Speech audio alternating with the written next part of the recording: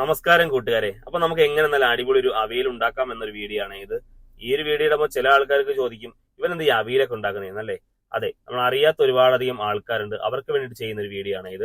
അപ്പൊ നമ്മൾ നന്നായി കട്ട് ചെയ്ത് വെച്ച വെജിറ്റബിൾ അതാ വാഷ് ചെയ്തൊരു പാത്രത്തിലേക്ക് ഇടുക. അതിലേക്ക് കുറച്ച് കൊച്ചുള്ളിയും കീറിയ പച്ചമുളകും പിന്നെ കുറച്ച് കറിവേപ്പിലയും ഇട്ട് അതിലേക്ക് കുറച്ച് വെളിച്ചെണ്ണയും പിന്നെ കുറച്ച് മഞ്ഞപ്പൊടി അതേപോലെ ഉപ്പ് ഇവയെല്ലാം കൂടി ഇട്ട് നന്നായിട്ടൊന്ന് മിക്സ് ചെയ്തെടുക്കുക. മിക്സ് ചെയ്തതിന് ശേഷം ഒരു വാഴയില നമ്മൾ എടുത്തിട്ട് ഇതൊന്ന് മൂടി വെക്കുക. എന്നിട്ട് നമ്മൾ ആവിയിൽ ഇതിനെ വേവിച്ചെടുക്കുക. ആവിയിൽ വേവിക്കുന്നതാണ് ഏറ്റവും നല്ല ബെറ്റർ അവിയൽ.